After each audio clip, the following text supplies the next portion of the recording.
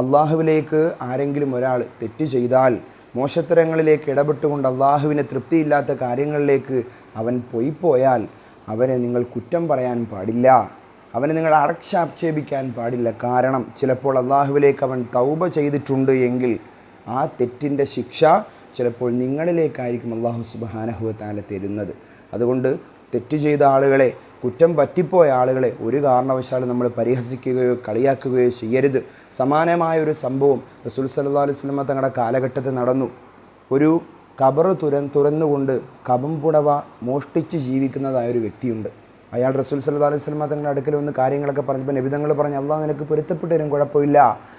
പിന്നെ അദ്ദേഹം പറഞ്ഞൊരു വാക്കുണ്ട്, നബിയെ, ഒരു ദിവസം ഞാൻ ഇന്നതുപോലെ രാത്രിയിൽ കബംപുടവ മോഷ്ടിക്കാൻ വേണ്ടി ഒരു ഖബർ തുറന്നപ്പോൾ ഒരു പെൺകുട്ടിയാണ് ഞാൻ കാണാനിടയായത്. ആ പെണ്ണിനെ ഞാൻ അവിടെ വെച്ച് തന്നെ വ്യഭിചരിച്ചു, ഖബറിനുള്ളിൽ വെച്ച് തന്നെ വ്യഭിചരിച്ചു എന്നുള്ള വല്ലാത്ത ഒരു മാനസികമായ വേദന ഉണ്ടാക്കുന്ന കാര്യം റസൂൽ സല്ലല്ലാഹു അലൈഹി വസല്ലം തങ്ങൾ കേട്ടപ്പോൾ തന്നെ ആ വ്യക്തിയോട് പറഞ്ഞു, നിനക്ക് അല്ലാഹു സുബ്ഹാനഹു വ തആല പൊരുത്തപ്പെട്ടു തരൂല. പ്രിയമുള്ള മുഅ്മിനീങ്ങളെ, പെടുന്നതിന് തന്നെ ബഹുമാനപ്പെട്ട ജിബ്രീൽ അലൈഹി സ്വലാത്തു വസ്സലാം അല്ലാഹു സുബ്ഹാനഹു വ തആലയിൽ നിന്നും വഹിയായി കടന്നു വരികയാണ്. മുഹമ്മദ് നബിയെ, അങ്ങയുടെ അടിമയല്ലല്ലോ അദ്ദേഹം, അയാളുടെ തെറ്റ്, അയാളുടെ ഖേദപ്രകടനം കാരണം ഞാൻ പൊരുത്തപ്പെട്ടു കൊടുക്കും, അങ്ങയ്ക്ക് ഇതിൽ ഇടപെടേണ്ട ആവശ്യമില്ല. പ്രിയമുള്ള മുഅ്മിനീങ്ങളെ, തെറ്റുകൾ ചെയ്യുന്ന ആളുകളെ ഒരു കാരണവശാലും നമ്മൾ മാറ്റി നിർത്തരുത്.